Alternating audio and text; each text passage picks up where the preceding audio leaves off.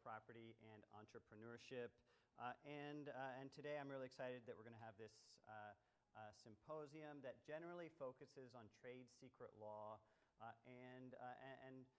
In part, this is an intellectual property law, but if you look at the lawyers handling these cases and the folks who are really thinking about them, they're not really kind of your typical kind of patent attorney who's just focused on patent law. These tend to be employment lawyers, general civil litigators, contract drafters, et cetera. It turns out to be an extremely wide area of law in terms of the diversity of people involved, which makes it actually an interesting area, but then a difficult area to really become an expert in because it touches on all these multitude areas of law. Before we jump into it, I'm going to first bring up our interim dean, who is Ken Dean. And some of you know Ken, but Ken is in his third round at leading the law school. He joined us in 1977 as a law professor, and has been a law professor here since then, has been interim or acting dean 3 times, been pulled away to be vice provost for the university for many years, and is now back and is helping us in this transition where hopefully in the next few weeks we'll have named the new permanent dean of the law school. So Ken, can you give me a Thanks, Dennis. And thank you all for being here. And we're going to get rid of the background music. Yes. I don't know where it's coming from. I thought it was coming from the but I guess it was. Yes. I wonder whose that was. Okay. Our technology was. Well, I want to thank all of you lawyers, law professors, law students, and others who are here today for this symposium. This is the first symposium of the Business, Enterprise, and Tax Law Review, but joined together, I think this is the third CIPE symposium, the Center for Intellectual Property and Entrepreneurship. And I think it looks very exciting that the topic today, trade secrets, continues to be one of continuing interest and vitality around the country, and with the recent legislation that you'll be discussing and the issues associated with that, should be really an exciting day for everyone who's here. I want to welcome you in particular to our law school, those of you who have not been here before. And I hope you get a chance to wander around, take a look at the place. It's a beautiful day outside today. I will not be able to say that tomorrow, based upon the forecast. Hopefully you will be well on your way home by the time the snow arrives at midnight or whatever it's supposed to be coming in. It just seems freaky to have that happening at this time of year. This has been my home, not this particular building, for a very long period of time. And again, I want to say thanks for coming and welcome. I hope you really do enjoy this program. I think it's going to be very exciting. Thank you. So a little bit of housekeeping. Folks know you picked up a panel and you can see the schedule. We've got a couple of panels this morning. And with a break in between. If you need to go to the restroom, you know where it is, out the door and to the left, there's men's and women's restrooms. At lunchtime, we are providing lunch, but there is a catch in that if you have come from outside of law school to be part of this event, then and attending right for free, and some of you rejoining us as alumni and others just coming in.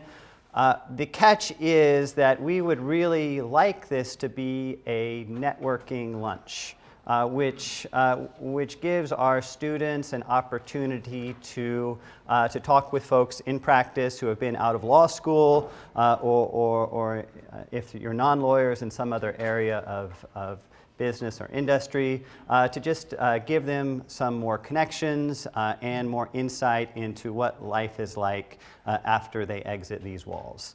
And originally we were providing pizza, but I think we have now changed, and it's Chick-fil-A is the exciting food. Ken Dean mentioned our journal, that is the Business, Entrepreneurship, and Tax Law Review. It's got entrepreneurship in the name, and it really should, because it was about a year ago now, a little longer than a year ago, where a group of really entrepreneurial students actually came to the faculty and said to us, we want to further our studies in business and entrepreneurship law. And our idea is to start this journal. To start a journal, and we're working in this area and publishing in this area. It gives them an outlet to write and publish, access directly to members of the bar, and two of the leaders of that mission are here today, Alex Langley and Sam Steelman. And Alex is going to give a little bit of talk about the journal, and then Sam's actually going to get us started on our first panel. So, Alex and Sam, or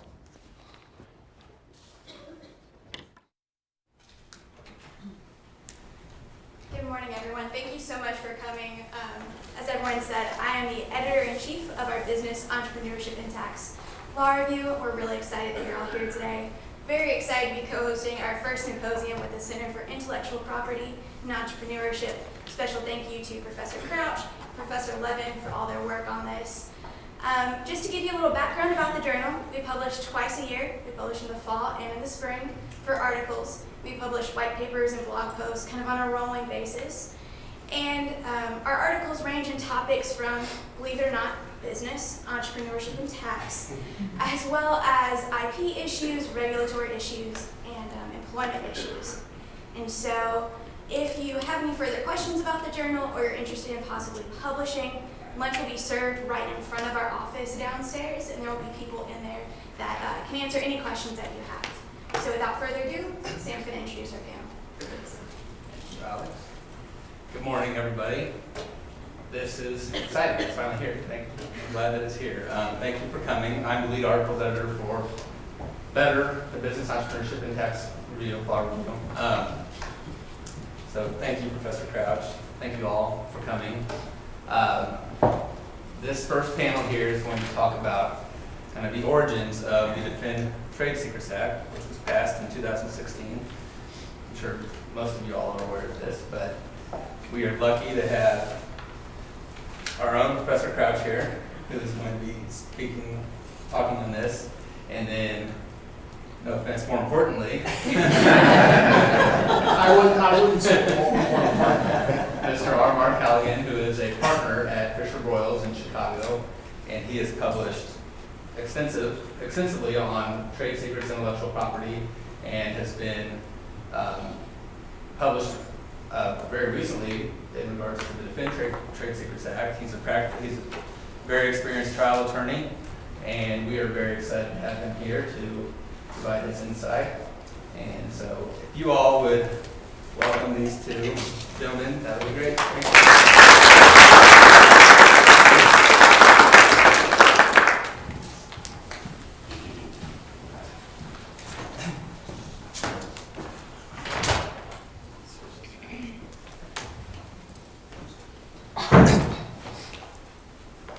let's see. So you hear from me once again, and I've just got a few minutes, and then I'll sit down and let Mark talk, and then we will open it up, and there will be plenty of time for both comments and questions and discussion, both in this panel and during the breaks. I thought that I would start things off with just a little bit of an introduction, kind of a general introduction to trade secret law and thinking about how this and how this fits into play, and jump a little bit into our new law that we'll talk about, but really beginning with this current model of trade secret protection, and just beginning with as I do in kind of all my courses I teach, trying to break things down almost to their fundamental level. And with trade secrets, we really begin with the idea that trade secret is some kind of information that has economic value from being kept secret. Classic things we think about are some kind of formula or perhaps some design. Very often, right, we might think of it as a chemical process that a company uses to make some kind of product that has economic value from being kept secret. And the way that has economic value in particular is if their competitors knew how to make it the same way, the competitors would be able to more easily compete and offer the same product at maybe the same or a lower price. But by keeping that information secret, the chemical manufacturer can push forward and have kind of better personal economic results. Now there is a major requirement in addition to qualifying as information, and Mark may well say, well, that's too broad of a definition, that there are in fact more categories in terms of what types of information, but in addition that information has to have been part of reasonable efforts to keep it secret. Now, it's kind of an interesting thing here when we talk about these reasonable efforts. They don't have to be 100% efforts, and they don't actually have to be effective efforts. And we know that in almost all trade secret cases, those efforts to keep it secret failed. And that's why we have a lawsuit, because somebody else got the trade secrets, and then we have some kind of lawsuit. Now there's some amount of substantial policy debate about what kind of efforts need to be made, and I think that kind of goes to our purposes. Why do we even have this kind of law? And one of the key elements in my mind for creating this thing called a trade secret is to turn it from to turn this information, instead of it being just something that we set aside and keep in a lockbox, we actually, by claiming it as some kind of asset, whether or not we want to call it property, we can at least call it an asset, as something that can be bought and sold and traded and licensed, and that changes the concept of it, as opposed to, right, and in fact at some points may become in of itself a product and something that a company is able to actually value.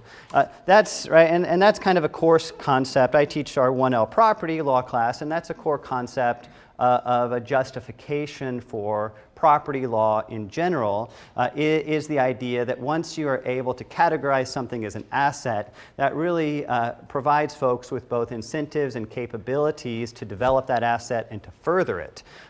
And you might say, well, why do we want, right? Do we want people to further trade secrets? Well, one thing we do want is for people to develop high-quality chemical processes for producing products, right? That's a good thing. And if we offer folks trade secrets, the basic incentive approach, the basic idea behind that is that if they're provided economic value, then that will encourage that kind of development.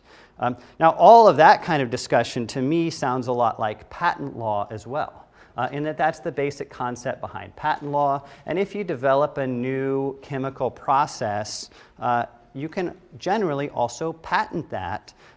And in my mind, patent law offers some superior benefits. And the primary superior benefit is that information about how you make and use that product goes out to the public. And it becomes available to everyone. For a business, there are, right, and Mark may well get into this, for a business, patents have some major difficulties. Number one, patents are costly to obtain, whereas trade secrets, all you have to do is keep the secret. And there's no kind of filing process, there's no extensive documentation. An even bigger problem in my example here of a chemical process is that if company A has a secret chemical process, but they disclose to the world in a patent, this is how we do it. Company B can quickly read that, right? Can find that information and begin using the chemical process in their secret factory. It may be almost impossible for the patentee to get inside the competitor's factory to say, are you infringing our patent or not? Because if it's something susceptible to being kept secret, it may be almost impossible to discover someone else's infringement.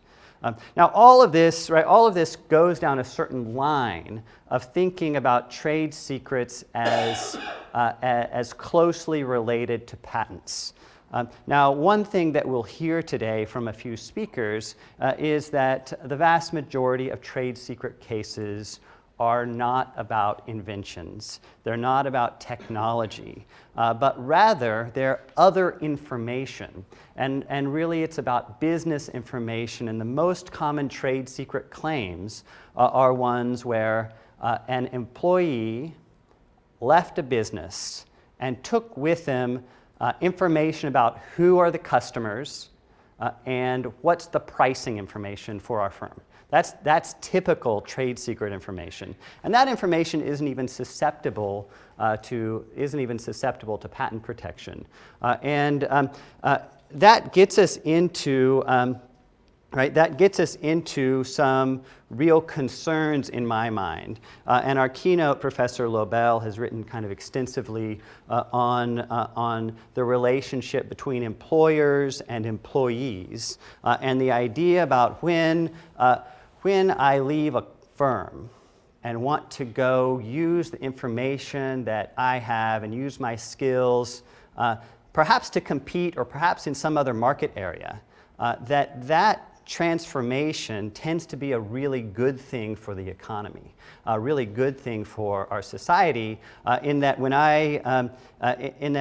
my learning doesn't end when I leave the law school, but I'm going to leave the law school as a student, go work at a law firm for several years, gain a lot of experience. But if I just stay at that same firm my whole career, I may actually become kind of stagnant in my approach. But if I leave, I can take things I learned into a new environment and have dynamic personal growth and also potential change of industry.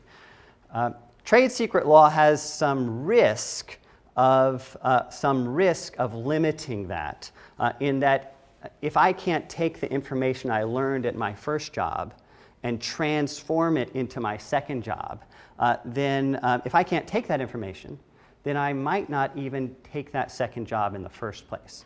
And that's a real risk. Now, when you look at trade secret cases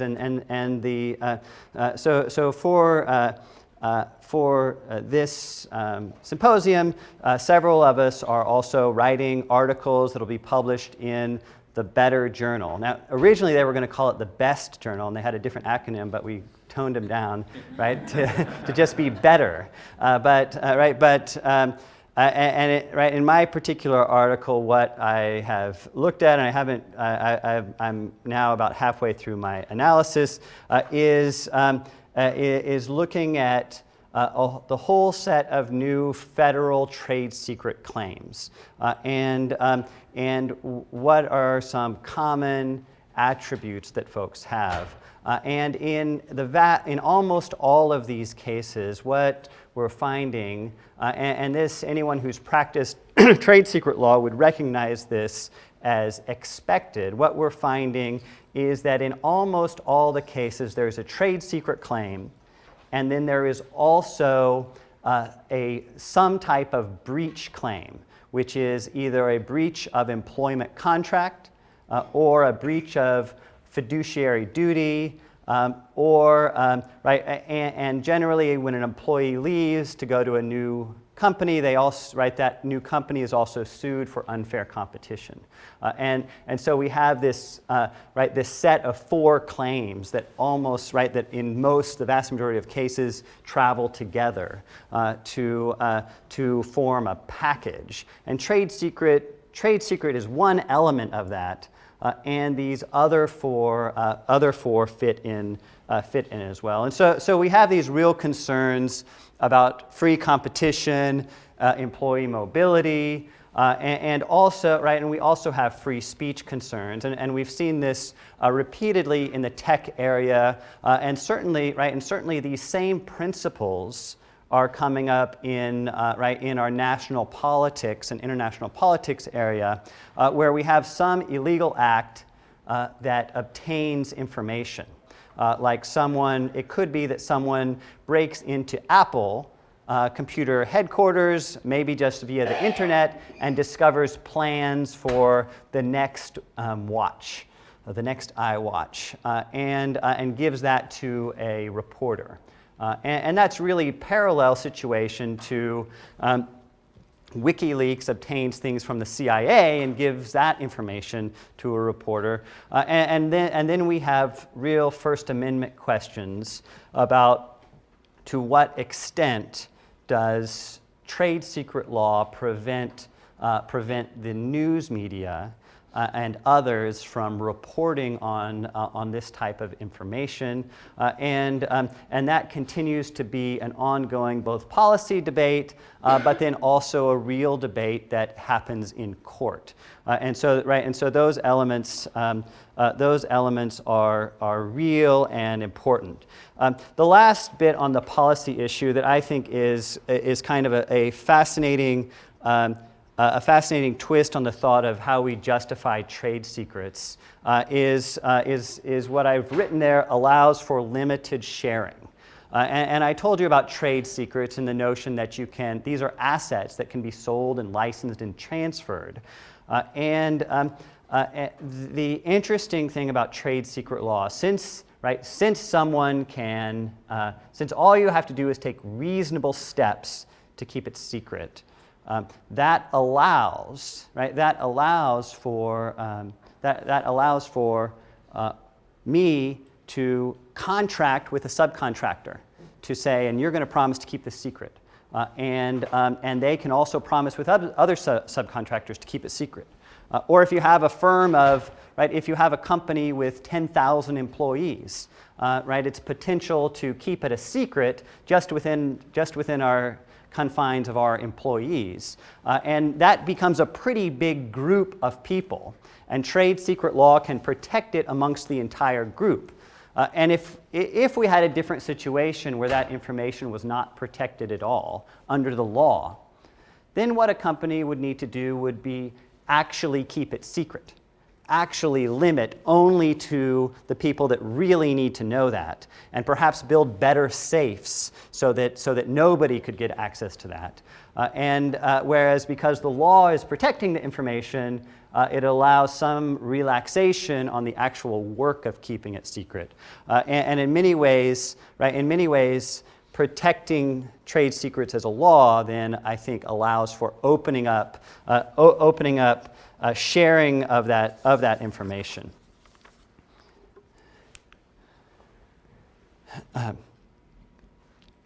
Talk briefly, so in general trade secret law, if something is kept secret and you acquire or disclose or use that secret by improper means, so you breaking and entering, fraudulently obtain it, breaching of in violation of a duty like a contract, all of those can lead to trade secret misappropriation claims. Now, for those elements, I really think of trade secret law as somewhat akin to much of our hate crimes doctrine. Not that trade secret misappropriation is a hate crime, but that when you have something called a hate crime, whatever that action was, for the most part, was already a crime, And so, if you assault someone, that's a crime.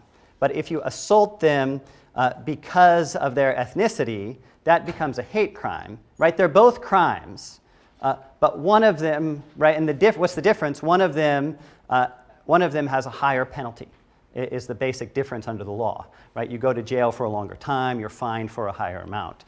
And in trade secret law, right, if you breach a contract says you can't disclose this information. If you breach that, you're in breach of contract, and Professor Barandis will say you got to pay expectation damages. Is that right? I haven't. Yeah. So right. So that's. I always. Yeah. That's. Yeah. Or you might ask for injunction. Right. If you breach a contract and at the same time misappropriate someone's trade secrets, right, then you're liable under both higher penalties, more likelihood of an injunction, and likely to get, in addition to just kind of perhaps consequential damages, you might get further damages that stem from that secondary action where you violated their IP right.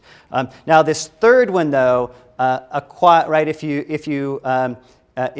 especially right if you use a trade secret that you acquired by accident or acquired by mistake, then that one turns out to be really a standalone. Right? There's no secondary breach.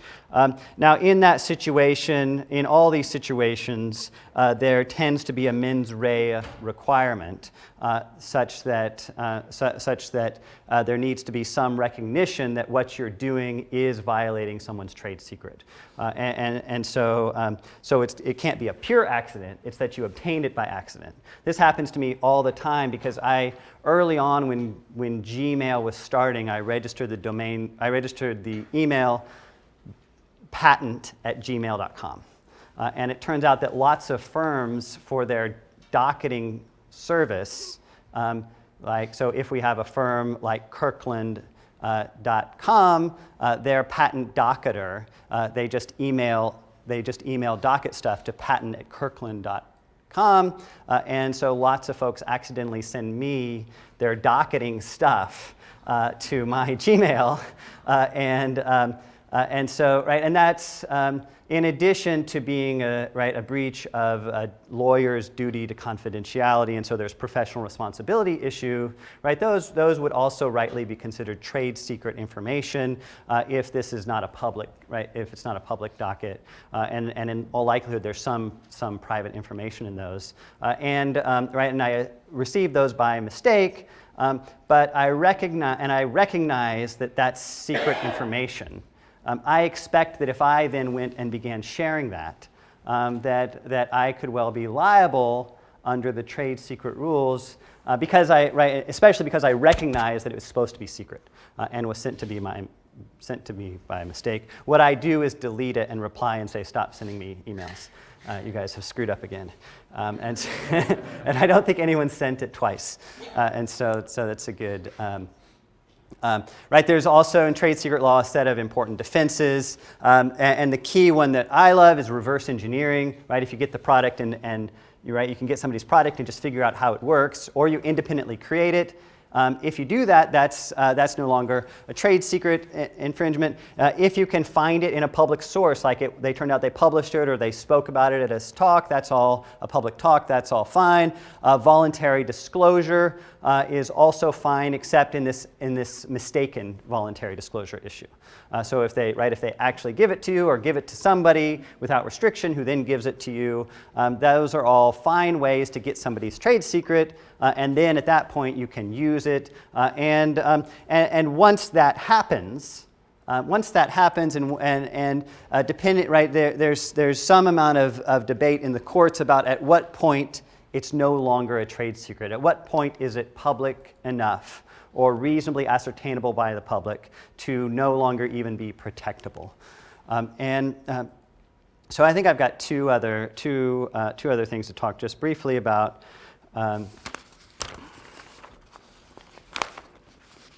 Three things.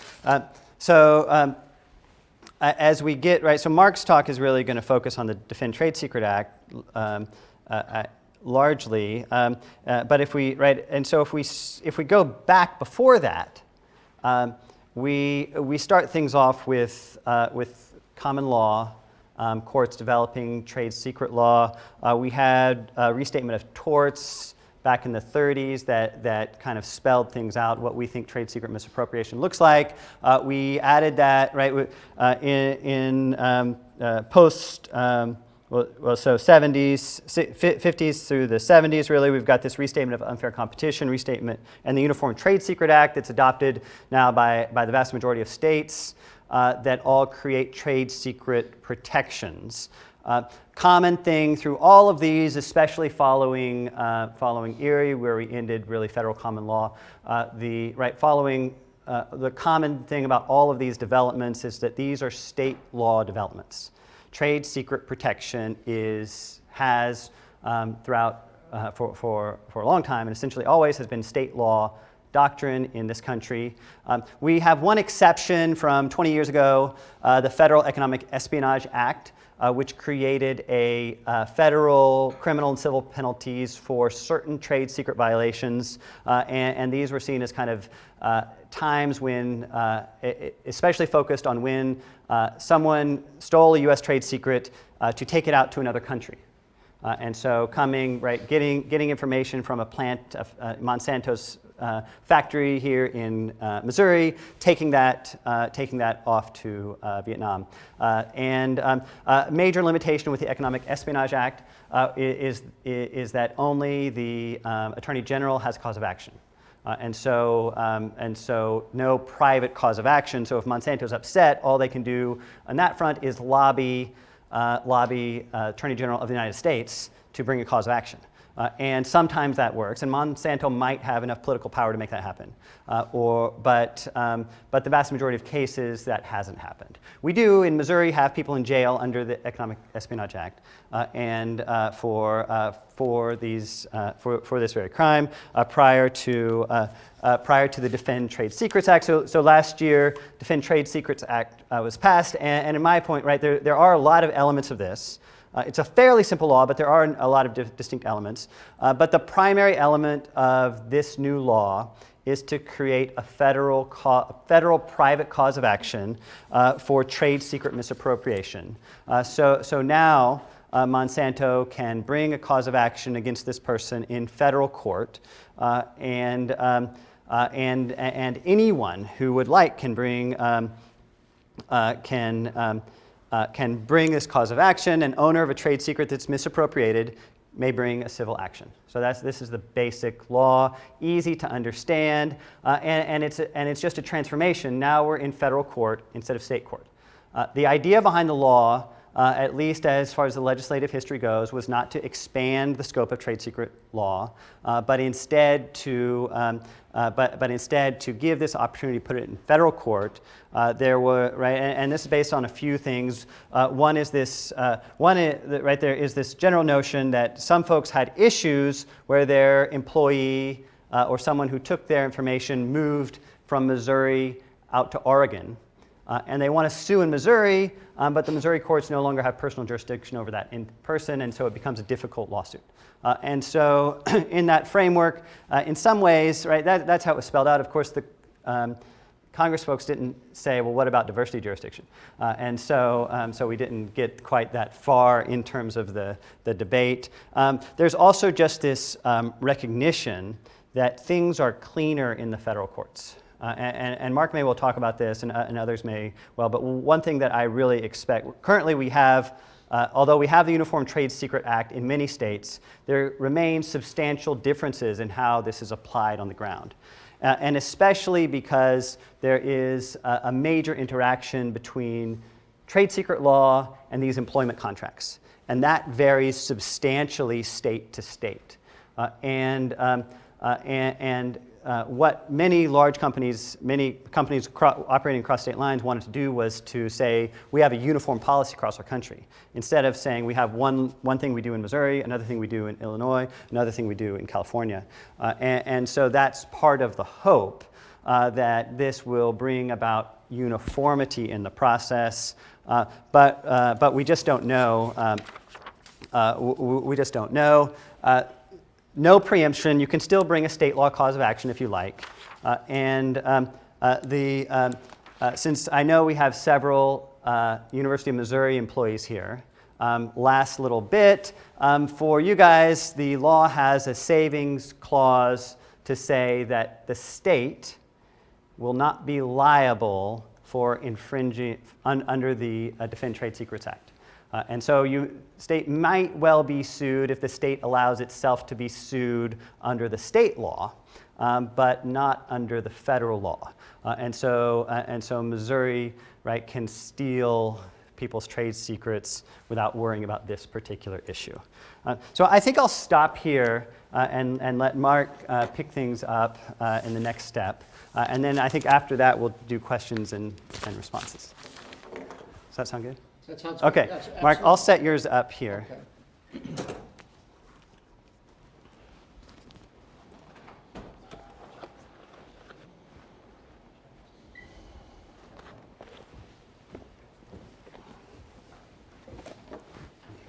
And it's the bottom button makes it go. Makes it go to the next one. Okay. Okay.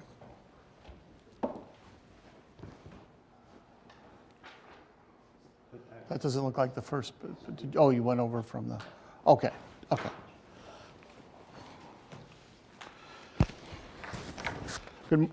Good morning, everyone. I want to thank Professor Crouch for the opportunity to speak on this on trade secrets. I've taught trade secrets law for 22 years in the LLM program at John Marshall Law School. So in some ways, I'm a professor on the adjunct faculty, but also in private practice. So today we're going to talk about the Defend Trade Secrets Act. And I want to just set the stage by indicating that we're not only dealing with trade secrets as an intellectual property asset in the information age in which we live. It's something that's being addressed worldwide. So we have the Defend Trade Secrets Act of 2016.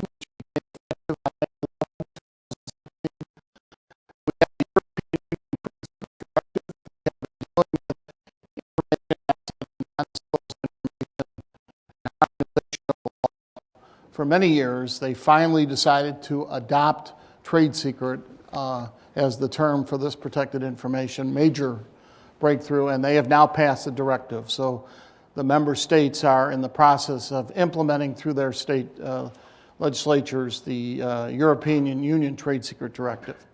We also have the seminal case of Tian Ray versus the ITC, which protected against the importation of products that were built upon misappropriated trade secrets. This is a huge development, and the cases that have gone before the ITC involving trade secrets have resulted in 10-year exclusion orders.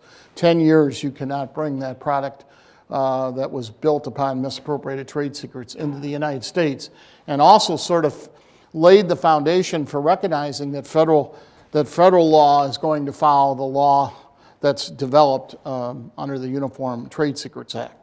I am not one of these that take the position that there wasn't uniform development of the law. I believe that the Uniform Trade Secrets Act has been to trade secrets what the Federal Circuit was to patents, for the most part. What constitutes a trade secret became a question of statutory interpretation, and the law grew. The second building block of the law, misappropriation, question of statutory interpretation. They address the statute of limitations issue. They protect trade secrets in the litigation process, and they preempt and displace conflicting state and restitutionary law. At the point that the Defend Trade Secrets Act was enacted, only 2 states left that had never enacted the Uniform Trade Secrets Act. Massachusetts, because they were very proud of the fact that they were the origin of the common law trade secrets, and New York, which would introduce it every year, but force you to have to use New York lawyers when you litigated trade secret cases because no one knew what the law was. But now we have a civil cause of action in the federal courts. And the Trans-Pacific Partnership, which of course has been derailed, but before it was derailed, there was a tremendous amount of attention paid to protecting the movement of information through computer systems. and respecting the trade secret rights as that information flows through computer systems. So, that'll still go on because that aspect of it is still in play. Patents versus trade secrets, the new calculus. So, what I always say is the birth of every patent starts out as a trade secret.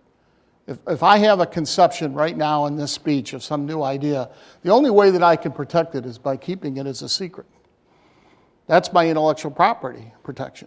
At some point, if I recognize from a review of the prior art that this is novel, useful, and non-obvious, the statutory requirements for patentability, I can convert that trade secret asset into a patent asset and pursue a patent application.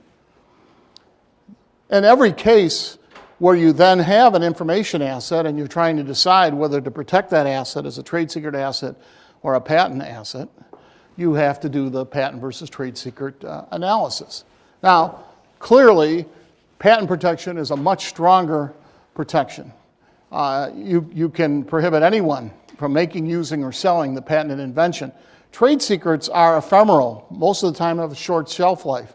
In the moment it's published in a journal or the moment that it enters the public domain or becomes generally known in the trade secret status, that information is gone. It's like taking a pin and pricking a balloon. So in most cases, if you have information asset that meets the statutory requirements for patentability, that is that it's novel, useful, and non-obvious, the none factors, then of course your default position generally is going to be pursue and protect it by patent. But things are changing. The United States Supreme Court has had, I don't know what the current number is, I'm going to say somewhere around 23 decisions since we entered the new millennium. And 16 to 17 of those have been anti-patent decisions. You no longer can get an injunction upon proof of patent infringement. So you have the United States Supreme Court, you have the American Invents Act, which now provides for post-grant proceedings, these IPR proceedings. So you can prosecute a patent, go through the whole process, get the issued U.S. patent, and then have to relitigate it again in post-grant proceedings. The American Invents Act has dampened, or at least because of the new proceedings that give more ways for alleged infringers to destroy patents or to re-challenge patents.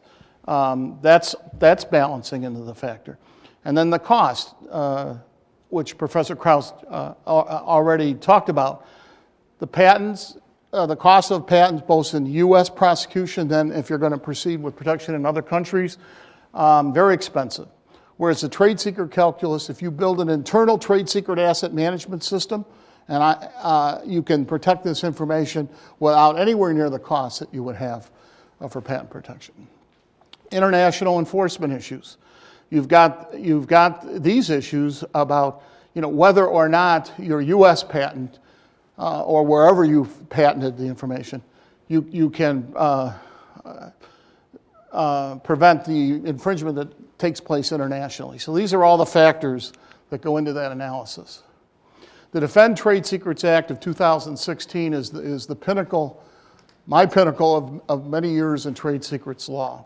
So as I said, for 22 years I have served on the adjunct faculty of John Marshall Law School, where I teach advanced trade secrets law. And 8 years ago, or now going on 9 years ago, I wrote an article in the John Marshall Review of Intellectual Property Law. By the way, a journal that had just been formed, like the journal in this school, had only been in existence for a year or two.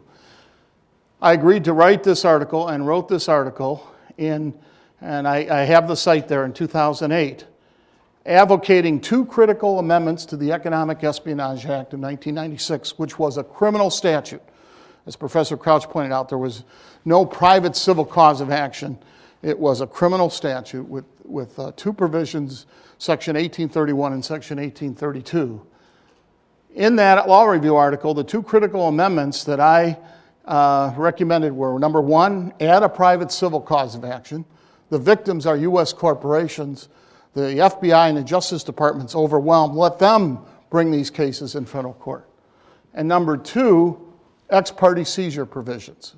You need the element of surprise, because what I saw as early as 2008 and before in trade secrets litigation is as soon as the defendants became aware that I brought this trade secret misappropriation lawsuit, with the push of a button, that trade secrets are gone, maybe perhaps another part of the world, another push of a button, the destruction of the evidence on the computers in the United States. So we needed the element of surprise.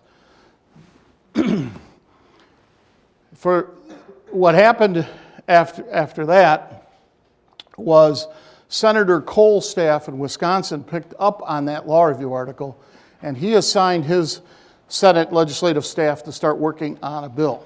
And we went through 2 or 3, Congresses. And as we were getting closer, I was asked to write, to revisit the same issue that I wrote about in 2008. And so I wrote Revisited 2015, Protection of U.S. Trade Secret Assets, Critical Amendments to the Economic Espionage Act of 1996. And what was amazing to me is when I sat down to write the 2015 article and had the 2008 article there, I realized all I had to do was change the dates of the footnotes. The economic espionage had gone for, I'm just going to pick a number, 24 billion to 64 billion. So I told the editorial staff, the body of this, and I made a few changes to talk about the different bills and the numbers and the proceedings, but other than that, update all the footnotes. This is ready to go. So let's just have a short primer on the background of U.S. trade secrets law. I think knowing this foundation is very important. Professor Crouch alluded to some of this. The first reported decision on trade secrets law was Vickery versus Welsh in 1837. And it involved the sale of a chocolate factory. And shortly before they were to close on the deal, which involved a bond by the seller of the chocolate factory that he would no longer practice the art of making chocolate. He had a proprietary process of machinery and equipment. Just before the closing, he said, I will sell this factory and processes at the agreed price, but I will not agree to the bond. So he Welshed on the deal. Professor Mel Jagger, who was my mentor, believes that might have been the origin of Welsh in the English language. I have never had a chance to. But the point is, and there was an antitrust issue raised in that very first case, which the Supreme Court of Massachusetts made short shrift of, which is before the sale, there was only one party that had the trade secret. And after the sale, there will only be one party that has the trade secret, and the public interest is not affected in any way. The reason I bring that up is that all the other treatises will tell you that the first decision was Peabody versus Norfolk in 1868. And you know now today that there was a case 30 years before that. The restatement of the law of torts, section 757. In 1939, prominent law professors and practitioners came together to study and see if they could reconcile and restate the law that was developing involving trade secrets. And they looked at 100 years of law, from 1837 to 1939. And they distilled what they could distill, and they came out with a section 757 of the Restatement of Torts, which basically discussed what constituted a misappropriation. And they dodged the issue of what constituted a trade secret by burying it in comments, particularly comment B. And there's a bad side of comment B and there's a good side of comment B in 1939. The bad side was they decided to just arbitrarily limit a trade secret to just information continuously used in the manufacturing process. Because when they studied that 100 years of case law, most of the cases lined up that way. That was much too narrow a definition of trade secret.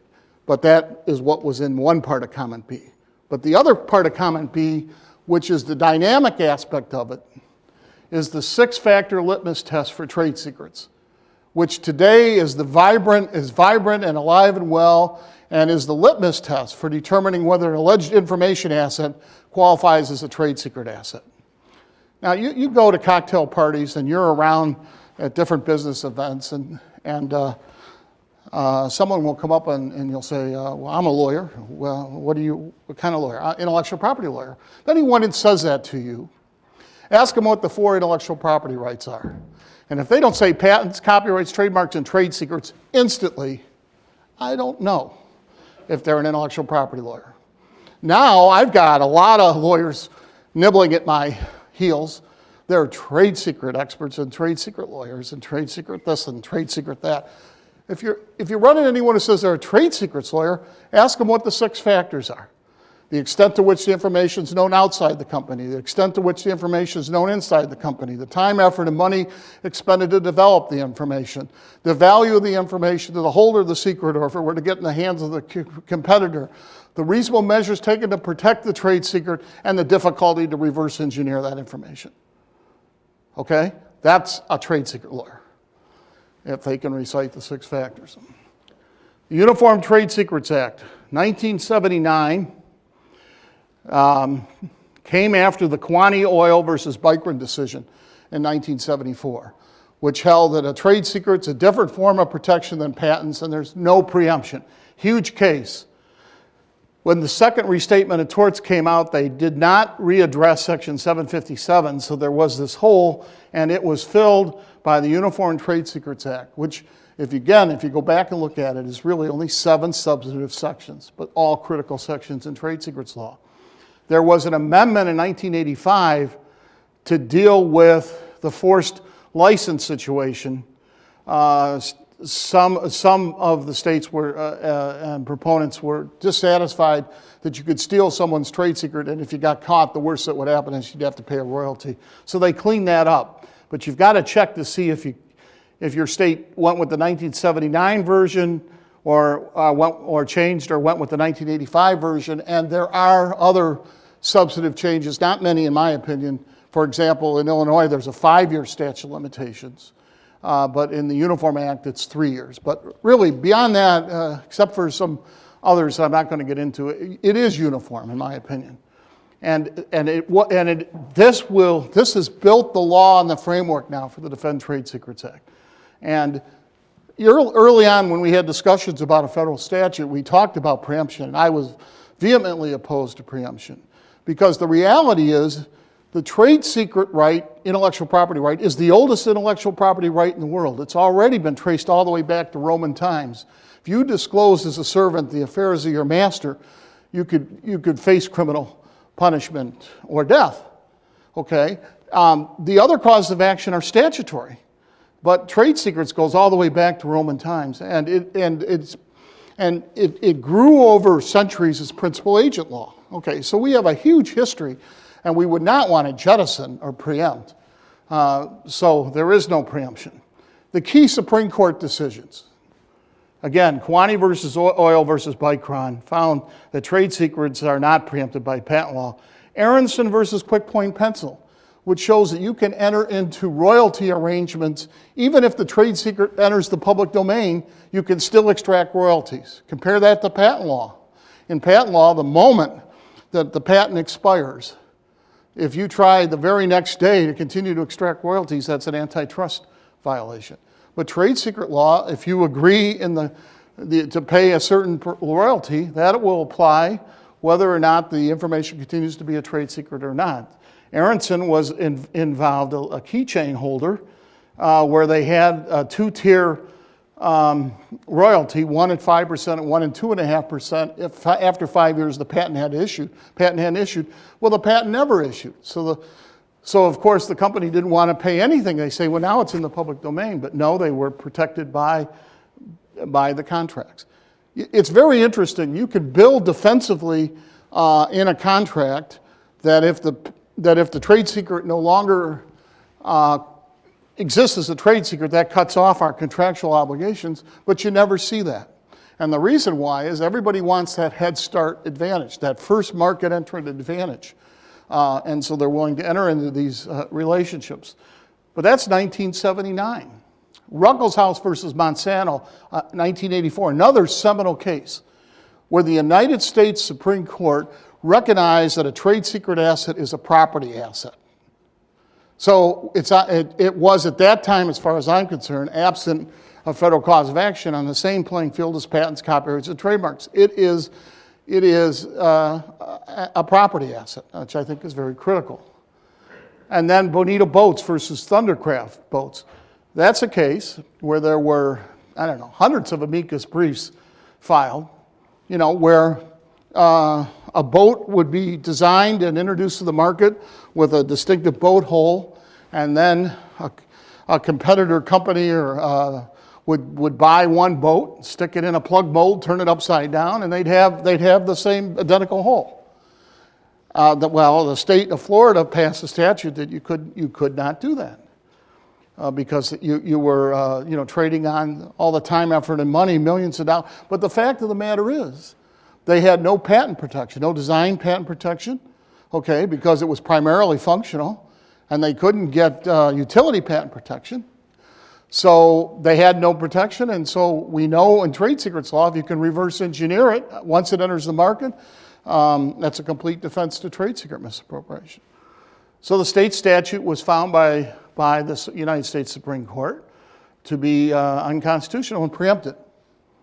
Does anybody ever know what happened to bull hulls? That lobby went into Congress and got a special statute passed under the copyright statute. And now it exists as a copyright infringement action. A lot of people don't know that. Same thing going on with dresses, the dresses that you have for the Academy Awards. The next day they knock them off, but it seems like that legislation has kind of died. Okay, and then we have the restatement third of unfair competition in 1995. Let me tell you, for a trade secrets lawyer, this was a very exciting day when I got my hands on the restatement third of unfair competition, because there was no restatement second. They went from restatement first to torts to the restatement third of unfair competition. 100 pages of notes devoted to trade secret principles and case cites and all that. And the reporter for that being Professor Mel Jager.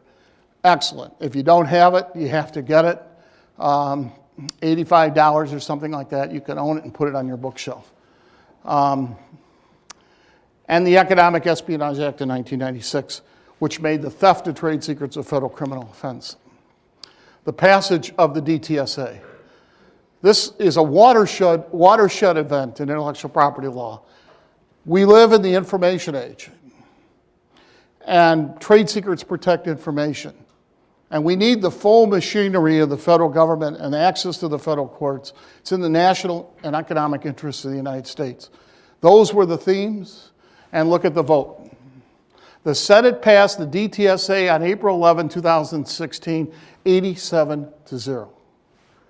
The House of Representatives passed the DTSA on April 27, 2016, 410-2. I've investigated those two. One, I don't know about. The other, I'm not going to. But in any event, it wasn't unanimous. Trade secret assets are now clearly no longer stepchild intellectual property rights. Trade secrets, if anybody doubted that they were on the same playing field after the Monsanto versus Ruckelshaus decision, are clearly now on the same playing field as patents, copyrights, and trademarks. And I have to tell you, not only in the United States but around the world, the preeminence and the attention trade secrets are getting now that it's recognized as a federal cause of action. There's no preemption. And there's powerful trade secret protection tools built into the statute, the ex parte seizure provisions. And the bill went through a lot of different markups and reviews, and it turns out to be very fair and balanced for defendants. Again, the two critical amendments to the Economic Espionage Act, the two critical amendments that I recommended in 2008, 1836b1, a private civil action. An owner of a trade secret that is misappropriated may bring a civil action under this subsection if the trade secret is related to a product or service used or intended for use in interstate or foreign commerce. We cleaned up the defect in the interstate commerce requirement that was revealed in the Electrikoff case, where the trade secret was an internal trading system technology never intended for interstate, never intended to be placed in or sold in interstate commerce. But in any event, it has the language, the better language now. And civil seizure, based on an affidavit or verified complaint, the court may, upon ex parte application, but only in extraordinary circumstances. In order to build those ex parte seizure provisions in, there was a lot of pushback on it. And I know that because I lived through the RTC cases years ago. I didn't make a big deal out of it, but there was, RTC was the administrative arm of the Church of Scientology. And there had been some leaks of their advanced works, and they put together, I was asked to be on the legal teams, I declined. But they went after everyone around the country, and they were ruthless, going in and getting ex parte seizure orders and guarding courthouses where there had been documents filed that weren't under seal. They wouldn't let you check the files. So I knew the abuses could be there, but those are addressed. You have to jump through a lot of hoops, and the fact of the matter is it's only going to be available in extraordinary circumstances. And people are saying, well, what's that? Well, I can tell you. Extraordinary circumstances are where the defendants would not obey a U.S. court order. You know, the court can order anything they want as a TRO or injunction, but if the defendants aren't going to pay any attention to it, that's extraordinary circumstances. The amendments made to this section, 1836, shall apply with respect to any misappropriation of a trade secret for which any act occurs on or after the date of the enactment of this act. So the early case law is saying that even if you have misappropriation activity going on before the enactment of the statute, if an act of misappropriation occurs after May 11, you have the federal cause of action. They're not adopting the abrogation of the continuing tort doctrine, which is in the statute of limitations section. There's no preemption, as we've talked about. There's 6 phases to the ex parte seizure process, just showing you all the hoops you have to go through. You have to have an ex parte application. There's statutory requirements for all of this. There has to be a civil seizure order proposed with certain elements, procedures for execution, safeguarding the seized trade secret materials, post-seizure hearing, which has to be in 7 days, and proceedings. If you screw up 1 through 5, then you're exposed to a counterclaim for unwarranted excessive seizure. So extraordinary circumstances, again, the object of this section, which was, of course, my law review article 2, is to prevent the propagation or dissemination of the trade secret or to preserve evidence. And the histories given in the legislative history for this situation is a defendant is seeking to flee the country with the trade secrets or planning to disclose the trade secret to a third party immediately. Or, you know, that's like the city getting ready to cut down the 100-year-old tree. If you don't stop them, it's going to occur, right? Or is otherwise non-amenable to the enforcement of the court's orders. Now, those are the circumstances. And you can look at the Valspar case, or you can look at the case I litigated, Motorola. Hanjuan Jin, a highly trusted employee in their Skunks, on their Skunks black box team at Motorola, which was a team where they took the best and the brightest and put them in a room and said, create or make anything you want. We'll leave you alone, do anything you want. She was on that team. She took a leave of absence to visit a sick mother or a family in China. She was gone. She came back. Suddenly, we didn't know the day she came back. She still had access to her medical records and all that. Came in to work. At 2 a.m. in the morning, left. She was 4'11". She's carrying 2 big bags out. The security camera has it. She gets sworn in as a U.S. citizen the next day, or the day before, I forget the order of that, and buys a one-way ticket to Beijing.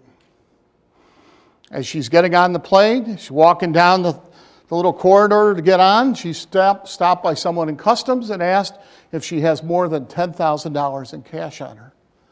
And she says yes. She wasn't coached on that. Turns out she had $31,000 in cash and $600 million in Motorola trade secrets. After a search of her house, there was even more. So that led to an internal investigation. I ended up suing Hanjuan Jin, who's now serving prison time in Texas, and 5 other employees, what I called the front company, which was right down the street from Motorola, and then eventually Huawei, now the #1 telecommunications manufacturer in the world. Now, I'm under all sorts of protective orders, and I can't talk about any of the details, but I can say this. Motorola was the #1 telecommunications company in the world for over 100 years, okay? Huawei didn't even exist to 1988 when it was formed by a former PLA officer. Now let's fast forward to 2017. Motorola is really a has-been, broken up into two companies and no longer a leader in most anything. Whereas Huawei is the #1 telecommunications company in the world. All right, so the EEA DTSA has protection for whistleblowers. But there's a balance here because I had dealt many times with this whistleblower issue. The problem with whistleblower is in the presentation of the defense, the trade secrets are destroyed. In other words, the defense is that I took these documents or this information to prove up the illegal actions or violations or whatever they wanted to report. But in the process of doing that, the information they're relying on is forfeited because it's not protected. So what the statute does is says we will give whistleblowers protection, but during that process of claiming that immunity defense, at all times they have to protect the information at issue as a trade secret. Disclosure of a trade secret to a governmental official or an attorney, believe it or not, there was a case that said if you gave the trade secrets to an attorney, that was an unauthorized third-party disclosure. So we cleaned that up. Disclosure of a trade secret to a government official or an attorney solely for the purpose of reporting or investigating a suspected legal violation. But again, that disclosure of a trade secret or alleged trade secret in a document has to be filed under seal in the lawsuit. So the whistleblower status is not a license to steal. And there's a notice provision now where the employer shall provide notice to the of this immunity set forth in this subsection in any contract or agreement with an employee that governs the use of a trade secret or other confidential information.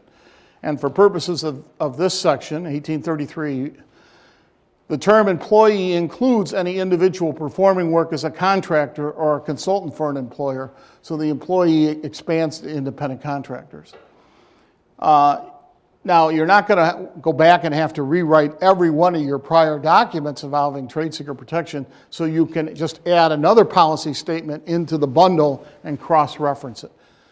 And the penalty for noncompliance is you're not going to be able to receive certain additional damages. So I've had some of my clients or corporate clients say they're not going to go down this whistleblower road, and they'll just forfeit those additional damages. They're afraid of putting too much attention on a whistleblower. In fact, many people in these companies never even heard the term, right? This is very, very important. People say, well, what do you do if you really want to understand this act? Well, this is the critical point. The DTSA, the Defend Trade Secrets Act, is built upon the Uniform Trade Secrets Act and the Economic Espionage Act. So if you wanted to dig into this at the kind of level to understand how it all comes together, the first thing you would do is get the Uniform Trade Secrets Act, go in your office, close the door, and read it very carefully, take notes, then put it aside. And then the next thing you would do is read the Economic Espionage Act of 1996 very carefully, and then you're ready to read the Defend Trade Secrets Act, because the DTSA is an amalgamation of the UTSA and the EEA. And again, as I said, every state except New York and Massachusetts had enacted the UTSA, and as we now know, the UTSA was built upon almost 150 years of common law development of trade secrets. Vickery versus Welsh. The substantive provisions in the UTSA that have been imported into the DTSA is the definitions of improper means, misappropriation, person. Well, these are the different terms that are defined, statutory terms, in the UTSA. Improper means, misappropriation, person, trade secret, injunctive relief, damages, attorney's fees, preservation of secrecy, and statute of limitations. And then if you go to the Economic Espionage Act, you have 1831, which makes foreign economic espionage orchestrated by a foreign government, foreign instrumentality, or foreign agents. Not a foreign company, it's the government or an instrument of the government. That's economic espionage. 1831, Section 1832 is theft of trade secrets. That's for domestic offenses, or it could be extraterritorial too.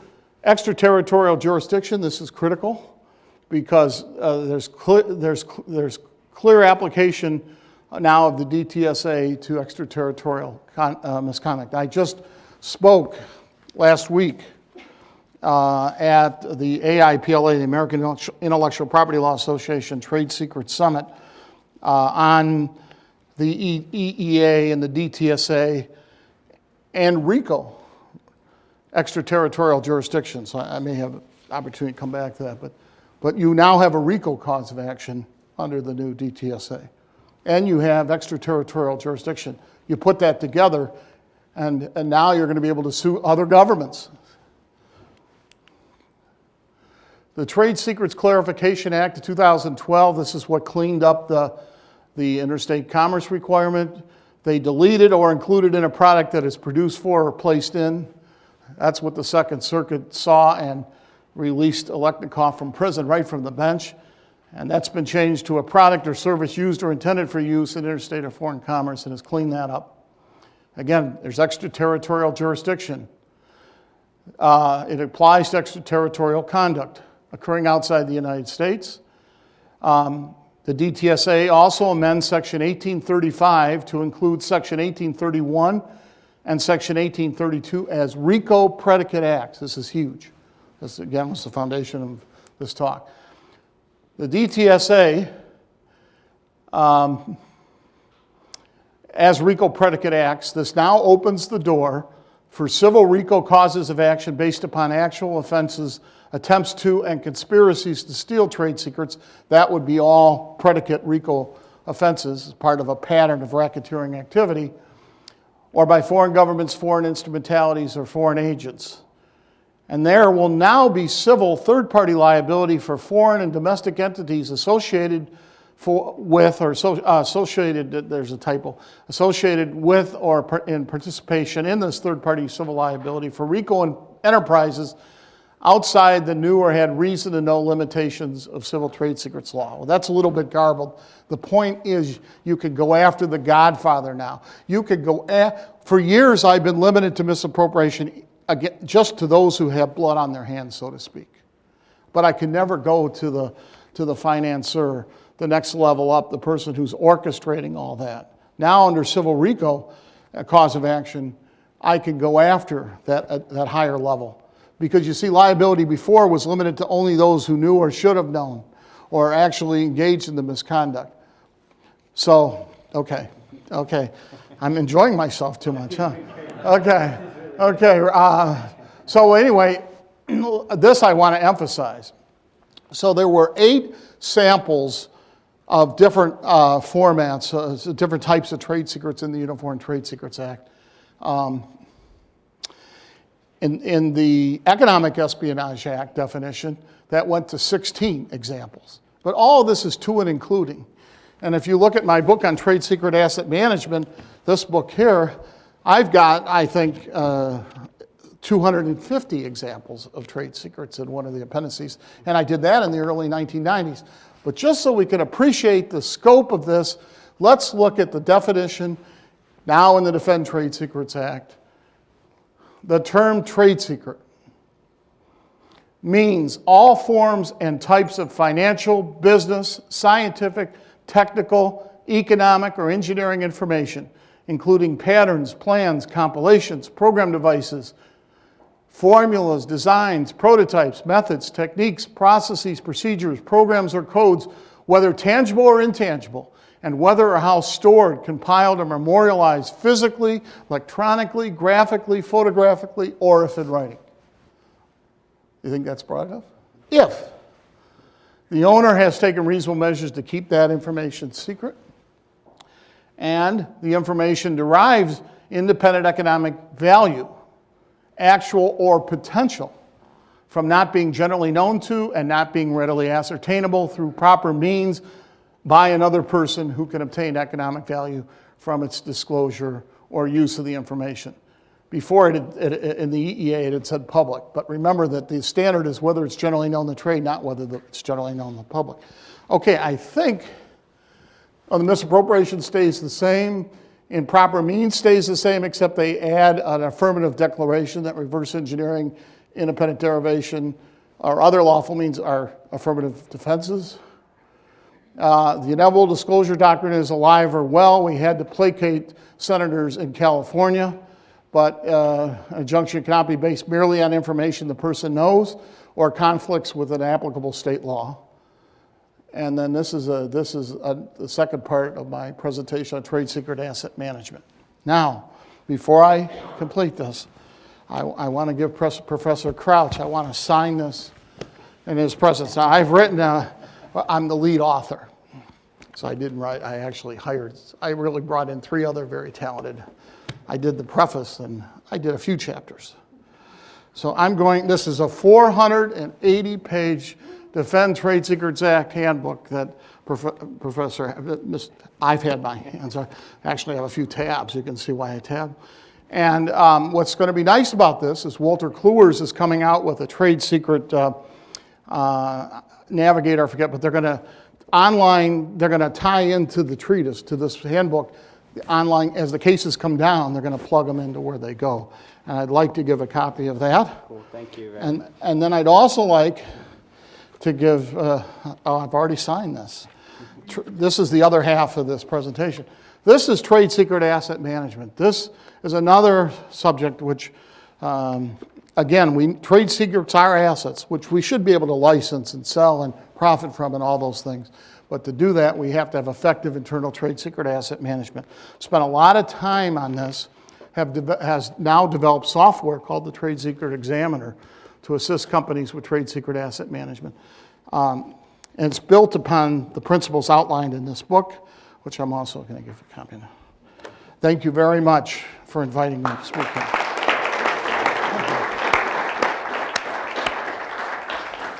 Thank you so much. So I think we're going to do a couple of 5 minutes of questions, then we'll take a break before the next panel. Questions or comments, or if there are any from the field. Harley? Thanks for coming. Sure.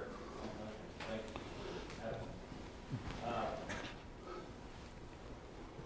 you. The Defend Trade Secrets Act seems to be like a seminal change. Has, so far, I know it's only been in force for about a year, but so far, has there been a significant uptick in like efforts to enforce trade secrets through the federal courts? Well, it's an excellent question. I would have thought it would have taken off much more than it has, but you have to remember that I think everything came to a standstill with this political election. I mean, people were just, everybody in the country, whatever side of the were mesmerized, and nothing was happening. Also, I don't think people appreciated the date of enactment was May 11, 2016, or whether you could bring a cause of action for wrongful acts if you were involved in the trade secret misappropriation before that date. So there was all these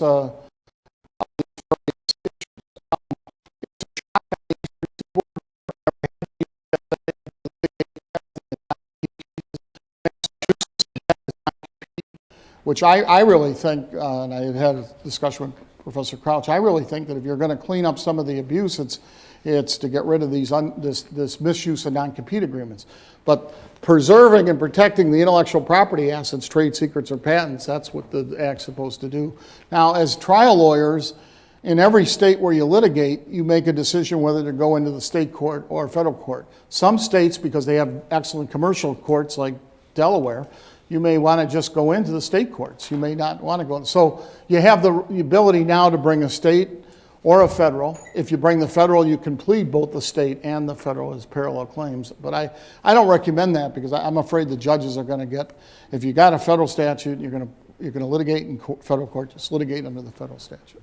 And a little quick, so I found about 200 cases that have been filed in federal court, and I haven't yet finished I'm looking to see whether there has been a drop in state court, which I expect from looking at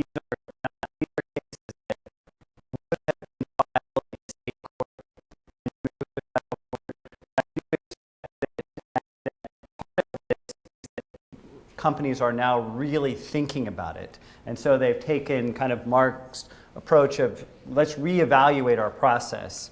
And so this is kind of a multi-year thing where I do expect it'll ramp up, and there will be cases that were never filed before that are now because of this kind of excitement and discussion of this issue will be new ones.